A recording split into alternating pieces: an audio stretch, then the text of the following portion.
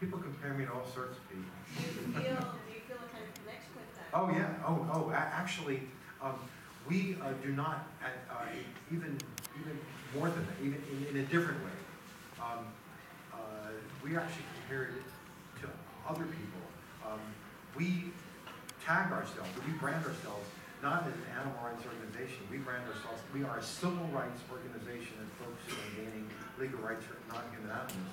And we are actually more likely to be compared to Granville Sharp or abolitionist leaders. And we actually, I think, view ourselves more as non-human animal abolitionists, leaders, rather than someone like Richard Martin, who was at the very leading edge of what it was. But he was also ridiculed, and that's why that's why. I know, but he was like the leading edge for 1820. This is 2019, and we want to be at the leading edge of gaining civil rights. We think the time has come and the urgency is involved that it's time to gain civil rights for non-human animals, and so we are a civil rights organization, and are indeed sometimes compared to civil rights leaders throughout the last couple of centuries. And I actually think that that's who we are. We have time for one last question. Can you tell us more about recent cases you're dealing with? Recent cases that these days? we have an elephant case that we're doing in Connecticut. I'll be up in the appellate court soon. We have Happy in the Bronx. We also are soon going. A zoo elephant. Yes, Happy is the only elephant to ever pass a mirror self-recognition. Oh, I'm sorry, was the first one to pass that, which was really terrific because a lot of times we go in front of a court and we don't have access to our clients. And so they say, well, do you know anything about the chimpanzee or the elephant that you're representing? We say no, they won't let us see them. But this time, just 2 weeks ago, the judge said, well, do you know anything about Happy? We say, yes. Happy is the first elephant to ever pass a mirror self-recognition test. We know that she can. We're probably going to be filing other lawsuits on behalf of elephants in New York, probably in Connecticut, certainly in Colorado, and we're beginning to look at chimpanzees, and we're beginning to look at elephants in California.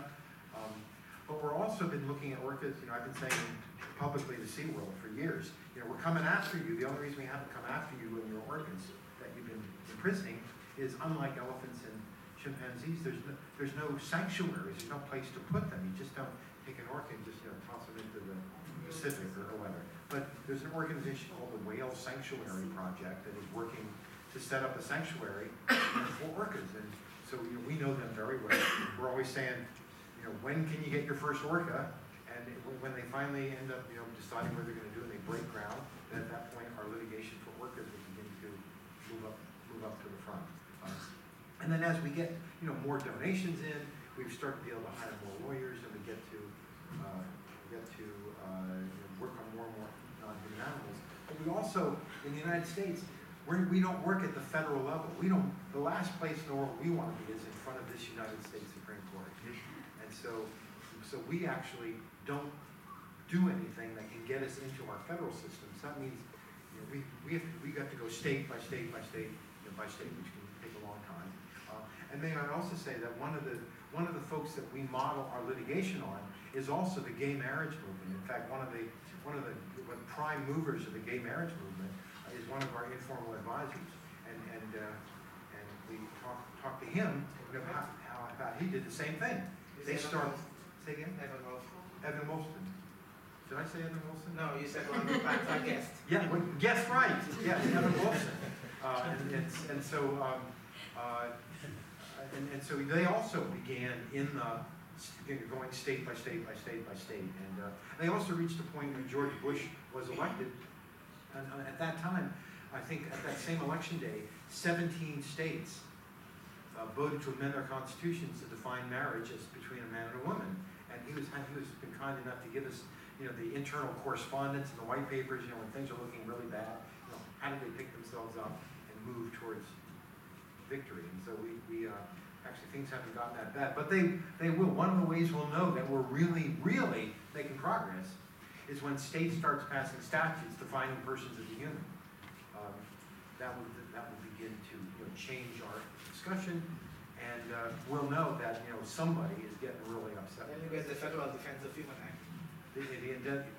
Yes, it's the one thing we don't want to do is be ignored. If we're hated and despised, that's a lot better than being ignored. That means we're getting somewhere. I think that's true for all activists. Thank you so much for being with us.